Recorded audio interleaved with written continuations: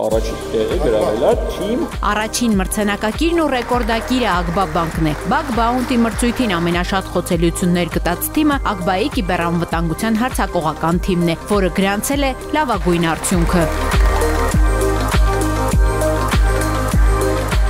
Bug Bounty մրցույթը թվային հարթակներում բացթողումների հայտնաբերման եւ կիբերհարձակումների ֆինանսական հանցագործությունների կանխման համար է։ Ակբայի թիմն ու մյուս մասնակիցները գտել են բանկերի եւ պետական հատվածում աշխատող տեխնոլոգիական ընկերության խոցելիությունները։ Ես կողմնակից եմ արդյունքներով գնահատելու։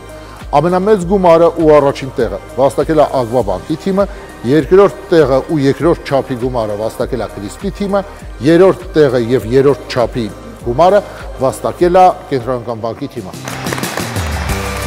Ակբայի կիբերանվտանգության թիմը օգնեց, որ գործընկերների համակարգերը ավելի անվտանգ լինեն ու ապահով տարբեր հարձակումներից։ Միջոցառման արդյունքներից է նաև մեր թիմի կողմից մեր գործընկերներին տրամադրված իրենց խոցելիությունների ցանկը, որի վերացումից հետո բնականաբար իրենց բանկային հավելվածները կլինեն շատ ավելի պաշտպանված։ Կիբերանվտանգության ոլորտում դա համակարգային խնդիր է եւ մեկից խոցելիությունը ազդում է բոլորիս վրա եւ սրանով միանշանակ նաև բարձրացրեցին բանկային համակարգի անվտանգությունը։ Ակբա բանկը մրցույթի մյուս մասնակիցներին, որոնք եւս գտել են խոցելիություններ եւ օգնել բանկային ոլորտը ավելի անվտանգ դարձնել, շնորհեց խրախուսական պարգևներ։ Երկրորդ տարին էր, որ նման մասնակցությամբ մենք միջոցառում ունեինք, բայց այս տարվա թիմերը շատ ուժեղ էին։